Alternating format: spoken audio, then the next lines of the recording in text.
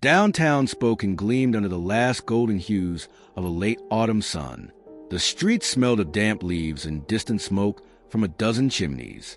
At the heart of the city, rising like a silent sentinel, stood the Doubletree Inn, 15 stories high, a convention hotel with 275 rooms. It promised comfort, warmth, and convenience. Its lobby was a bustle of polished floors, gleaming chandeliers, and the hum of conversation. Guests arrived with briefcases, luggage, children, and dreams.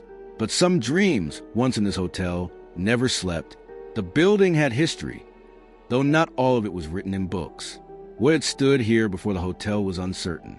What mattered, however, was what lingered now, and the inn, gleaming in the sun, seemed to watch everyone, its windows like eyes, its elevators like veins carrying life into the upper reaches where no one should tread. October settled with sharp chill, brushing against the city like a warning. Guests arrived for the annual Halloween conventions, parties, and receptions. Among them was a businessman, a man whose life had grown narrow, whose hours were filled with numbers and schedules, whose nights had grown colder than he could bear. He requested a room on the 15th floor. No one questioned him. No one anticipated what the night would bring. Late in the evening, the hotel thrummed with celebration. Laughter bounced off the walls. In the gold room, chandeliers reflected the excitement of a Halloween party. Guests in masks, costumes, and laughter ringing clear. But on the 15th floor, silence grew thick. The businessman's room was sparsely furnished. Bed, desk, lamp, and window. From that height, Spokane twinkled like a bed of stars. But inside the room, shadows pressed closer. The man sat on the edge of the bed, staring at the wall, at the air, as if the space itself breathed with menace. The lights flickered, just barely, teasing the edges of his vision. A wind, not of the city, but of something colder, heavier, brushed the curtains. He picked up the phone and then set it down, dialing, hanging up. The city noises below became a dull thrum, drowned by the weight of the floor itself. In that moment, the room became smaller, closer, pressing into his chest, whispering things only he could hear. By the end of the night, the man was gone. The city slept below him, oblivious. Upstairs, the 15th floor absorbed his despair and left it behind like smoke lingering after a fire. When guests returned after that fateful night, the 15th floor carried a new weight. Some reported strange drafts that seemed to flow without ventilation. Some said their room keys refused to work. Others heard faint whispers, indistinguishable but urgent, like a conversation held just out of reach. But it was the shadows that unnerved them most.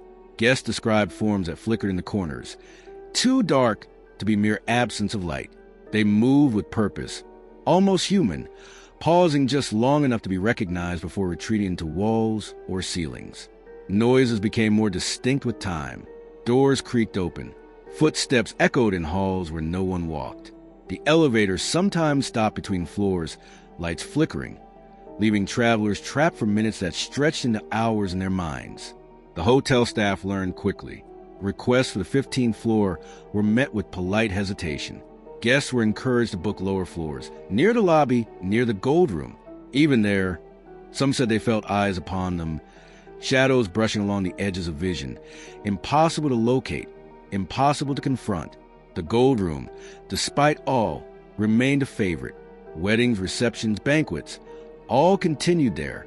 The room radiated warmth and cheer, but even so, some whispered of unease. Late at night, cleaning staff claimed to hear footsteps when none should be present. Chairs would tilt slightly, glasses would tremble, as if unseen hands were brushing past. The 15th floor, however, kept its secrets. Guests who visited the gold room and then ascended to their rooms reported feelings of being followed.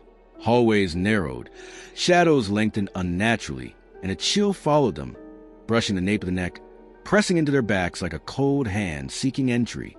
It was on this floor that the hotel seemed alive in a new, terrible way. The walls listened, the elevators knew, the ceilings watched, and in the darkest corners, shapes waited, patient and unyielding. Over time, stories spread. The businessman's suicide was known among staff as the genesis of the hauntings, though no one spoke openly of it to guests. Legends grew. Some claimed the man returned, wandering the 15th floor, gazing at the city below with hollow eyes. Others said the shadows themselves carried pieces of him, moving through walls, whispering warnings, or perhaps repeating his despair.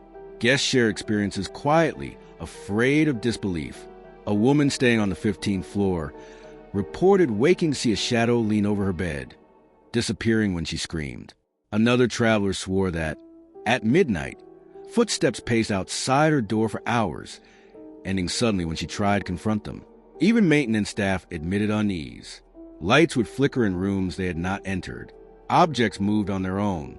Some said they heard a deep, sorrowful moan emanating from the 15th floor late at night. The inn's reputation, as haunted, grew, whispered in Spokane streets. Yet, the hotel remained popular. Its location, its elegance, its amenities drew people in, even as the shadows waited silently above. To this day, the 15th floor is avoided when possible. Travelers request lower rooms. Staff keep wary eyes on elevators, and late-night parties steer clear of certain stairwells. Yet, the ghosts do not discriminate. They watch the lobby. They linger near the gold room, and sometimes, when the elevators rise, they ride silently with unsuspecting guests, unseen but felt. The Doubletree remains a place of comfort and fear, elegance and unease, life and death intertwined. Guests sleep, but some awaken as shadows bending just beyond the edge of the light. Footsteps echo where no one walks. Doors creak open and close without warning. And if you ever book a room on the 15th floor, you may feel the gaze of the businessman whose despair lingers, whose presence is stitched into walls, whose shadows wait, always waiting. The Doubletree stands tall in Spokane, but some floors are heavier than others. Some walls remember more than guests ever could, and the 15th floor will never forgive.